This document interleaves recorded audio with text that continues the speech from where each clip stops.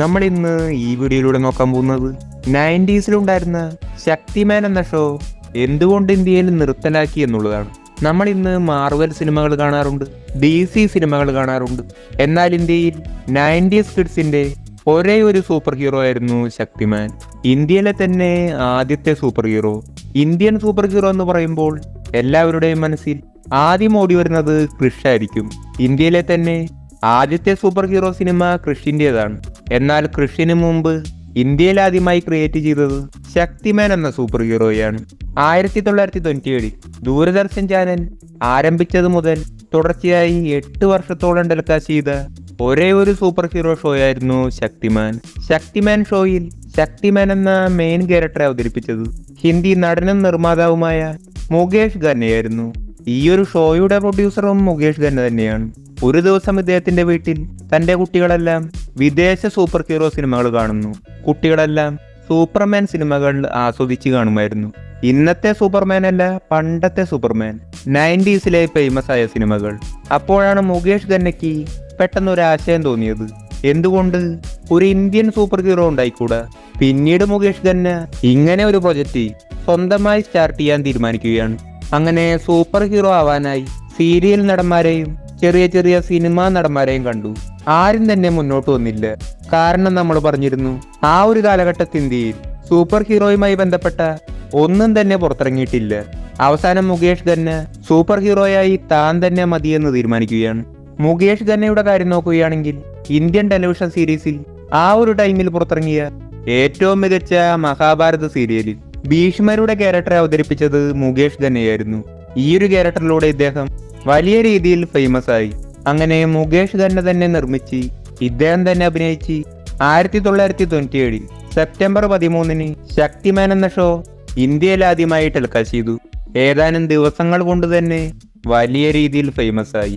ശക്തിമാൻ എന്ന ഷോയും ശക്തിമാൻ ക്യാരക്ടറായി മുകേഷ് ഖന്നയുടെ പ്രകടനവും ആ ഒരു കാലഘട്ടത്തിൽ വലിയൊരു അത്ഭുതമായിരുന്നു. കാരണം ഭൂരിഭാഗം കുട്ടികളും ഇന്ത്യയിൽ സൂപ്പർ ഹീറോ സിനിമകൾ കണ്ടിട്ടില്ല. പണ്ട് കാലത്ത് റിച്ച് ആയിട്ടുള്ള ടീമാണെങ്കിൽ ആ വീട്ടിലെ കുട്ടികൾ ഹോളിവുഡ് സിനിമകൾ ഇതിന്റെ CD ഇട്ട് കാണും. ഭൂരിഭാഗം വീട്ടിലും TV ഇല്ല.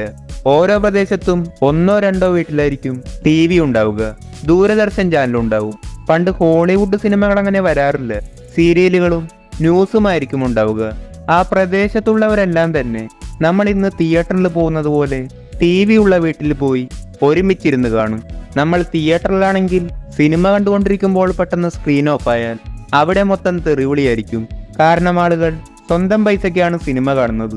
എന്നാൽ ഇങ്ങനെ മറ്റൊരു വീട്ടിൽ പോകുമ്പോൾ ഏത് ചാനലാണോ ഏത് ഷോയാണോ TV വെച്ചത് അത് മാത്രമേ കാണാൻ പറ്റുകയുള്ളൂ. ചാനൽ മാറ്റാൻ പറയാനൊന്നും പറ്റില്ല, കാരണം വല്ലോന്റെ TV ആണ്.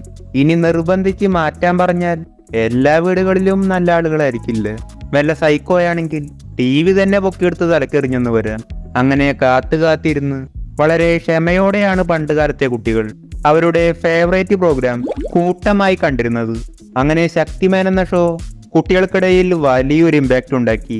ശക്തിമാന്റെ ടൈം ആവുമ്പോൾ ഇന്ത്യയിൽ TV ഉള്ള ഭൂരിഭാഗം വീടുകളും നിറഞ്ഞിരുന്നുവെന്നാണ് പണ്ട് കാലത്ത് തന്നെ പല ആളുകളും പറഞ്ഞിട്ടുള്ളത്. അത്രയും ഫാൻ ബേസ് ഉണ്ടായിരുന്നു. സൂപ്പർ ഹീറോ എന്ന് പറയുമ്പോൾ തന്നെ ഇന്ത്യൻ കുട്ടികളുടെ മനസ്സിൽ ആദ്യം ഓടി വരുന്നത് ശക്തിമാനായി മാറി. ശക്തിമാൻ ഷോയുടെ വിജയത്തെ തുടർന്ന് ഹിന്ദി ഭാഷയ്ക്ക് പുറമെ പല ഭാഷകളിലായി ഡബ് ചെയ്യാൻ തുടങ്ങി. ശക്തിമാൻ ഷോയുടെ VFX ആ ഒരു ടൈമിൽ കുട്ടികൾക്ക് വലിയൊരു അത്ഭുതമായിരുന്നു. എങ്കിലും ഷോയുടെ പ്രൊഡ്യൂസർ കൂടിയായ മുകേഷ് ഖന്ന ഈ ഒരു കാര്യത്തിൽ മാത്രം സാറ്റിസ്ഫൈഡ് ആയിരുന്നില്ല. ഷോയ്ക്ക് ഹോളിവുഡ് ലെവലിൽ VFX നൽകാൻ കഴിഞ്ഞിരുന്നുവെങ്കിലെന്ന് മുകേഷ് ഖന്നയ്ക്ക് ആഗ്രഹമുണ്ടായിരുന്നു. പക്ഷേ നിങ്ങൾക്ക് തന്നെ അറിയാം, അങ്ങനെ ഒരിക്കലും സാധിക്കില്ല. ആ ഒരു കാലഘട്ടത്തിൽ ഇന്ത്യയിൽ അതിനുള്ള ടെക്നോളജിയോ ബഡ്ജറ്റോ ഇല്ല. അങ്ങനെ 2005 ശക്തിമാന്റെ അവസാന എപ്പിസോഡ് പുറത്തിറങ്ങിയത്. അവസാന എപ്പിസോഡ് ഒരു പ്രോപ്പറായ എൻഡിങ് ആയിരുന്നില്ല. ഒരു സൂപ്പർ ഹീറോ എന്ന നിലയിൽ ശക്തിമാൻ എന്ന ക്യാരക്ടറിന് പല കഴിവുകളും നൽകിയിരുന്നു. ഉയരത്തിൽ ചാടുക, പറക്കുക, അതിവേഗത്തിൽ ചുറ്റുക തുടങ്ങി പലതരം സൂപ്പർ പവറുകൾ. പല കുട്ടികളും ഇതനുകരിക്കാൻ തുടങ്ങി.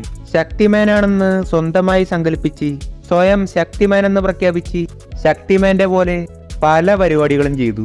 പല കുട്ടികളും വലിയ ഹൈറ്റിൽ നിന്ന് ചാടി പല അപകടങ്ങൾ സംഭവിച്ചു. ഇതിന്റെ ഭാഗമായി നിരവധി കേസുകളും ശക്തിമാനുണ്ടായിരുന്നു. പലരും കരുതിയിരിക്കുന്നത് ഇതുകൊണ്ടാണ് ശക്തിമാൻ എന്ന ഷോ നിർത്തലാക്കിയത് എന്നാണ്. എന്നാൽ യഥാർത്ഥത്തിൽ അങ്ങനെയല്ല. ശക്തിമാന്റെ വ്യൂവേഴ്സ് കൂടിയപ്പോൾ ദൂരദർശൻ ചാനൽ ബ്രോഡ്കാസ്റ്റിംഗ് ഫീസ് കൂട്ടി. ആദ്യകാലങ്ങളിൽ 3 ലക്ഷത്തി സംതിങ് ആയിരുന്നു. 200 എപ്പിസോഡുകൾ കഴിഞ്ഞപ്പോൾ 7 ലക്ഷം രൂപയായി കൂട്ടി. പിന്നീട് പതുക്കെ 10 ലക്ഷമായി. ഇതും നൽകാൻ മുകേഷ് ഖന്ന തയ്യാറായിരുന്നു. പിന്നീട് 15 ലക്ഷമായപ്പോൾ ശക്തിമാൻ ഷോയ്ക്ക് നഷ്ടം സംഭവിച്ചു. പിന്നീട് മുന്നോട്ട് പോകാൻ കഴിഞ്ഞില്ല. താൽക്കാലികമായി നിർത്തിയ ഷോ പിന്നീട് പൂർണ്ണമായി നിർത്തിവെച്ചു. പിന്നീട് വർഷങ്ങൾക്ക് ശേഷം 2011 ശക്തിമാന്റെ ആനിമേറ്റഡ് വെർഷൻ പുറത്തിറക്കി. റിലയൻസ് ആനിമേഷൻ ആയിരുന്നു ഈ ഒരു ഷോ ഉണ്ടാക്കിയത്. ഈ ഒരു ഷോയും വലിയൊരു വിജയമായിരുന്നു. ശക്തിമാൻ എന്ന ക്യാരക്ടർ പൂർണ്ണമായും ഒറിജിനൽ സൂപ്പർ ഹീറോ ആണോ എന്ന് ചോദിച്ചാൽ അതിന്റെ ഉത്തരം അല്ല എന്ന് തന്നെയാണ്. സൂപ്പർമാൻ, ക്യാപ്റ്റൻ പ്ലാനറ്റ് തുടങ്ങിയ സൂപ്പർ ഹീറോസിൽ നിന്ന് ഇൻസ്പയർ ആയിക്കൊണ്ടാണ് ശക്തിമാൻ ക്യാരക്ടറെ ഉണ്ടാക്കിയത്. പക്ഷെ ഇന്ത്യൻ കൾച്ചറുമായി ബന്ധപ്പെടുത്തി മുകേഷ് ഖന്ന പല മാറ്റങ്ങൾ കൊണ്ടുവന്നു. ഒരു മികച്ച ഇൻസ്പിറേഷനാണ്. ഈ ഒരു ടൈമിൽ പോലും നമ്മൾ ശക്തിമാൻ ഷോ കാണുകയാണെങ്കിൽ ഒരു ഫ്രഷ്നെസ് ഫീൽ ചെയ്യും. ഇതാണ് ഷോയുടെ പ്രത്യേകത. സീരീസിലെ പ്രധാന വില്ലൻ അന്ധകാർ അഥവാ അന്ധകാരം എന്നറിയപ്പെടുന്ന ഒരു പവർഫുൾ വില്ലനാണ്. ഇതുപോലെ മറ്റൊരു കാര്യമാണ് ക്യാരക്ടറിന്റെ ഗെറ്റപ്പ് ചേഞ്ച്. ഇന്നത്തെ സൂപ്പർ ഹീറോ മൂവീസിലെ സെയിം ഗെറ്റപ്പ് ചേഞ്ചാണ് ശക്തിമാൻ എന്ന ഷോയ്ക്ക് ആ ഒരു കാലഘട്ടത്തിൽ നൽകിയത്. പിന്നീട് വർഷങ്ങൾക്ക് ശേഷം മുകേഷ് ഖന്ന പറഞ്ഞു തന്റെ യൂട്യൂബ് ചാനൽ 1 മില്യൺ ആവുമ്പോൾ ഒരു സർപ്രൈസ് ഉണ്ടെന്ന്. അങ്ങനെ കാത്തിരുന്ന് ചാനൽ 1 മില്യൺ ആയി. അപ്പോൾ മുകേഷ് ഖന്ന പറഞ്ഞു ശക്തിമാൻ സിനിമയാകുന്നു എന്നുള്ളത്. സോണി കമ്പനിയാണ് നിർമ്മിക്കുന്നത്. ഇതിന്റെ ഒരു മോഷൻ പോസ്റ്ററും പുറത്തിറക്കി. ആരാണ് ഇനി പുതിയ ശക്തിമാൻ എന്ന രീതിയിലാണ് ആ ഒരു മോഷൻ പോസ്റ്റർ ഉള്ളത്. ഇതിൽ നിന്ന് നമുക്ക് മനസ്സിലാക്കാം പുതിയൊരു നടനായിരിക്കും ശക്തിമാൻ എന്ന ക്യാരക്ടർ ചെയ്യുക.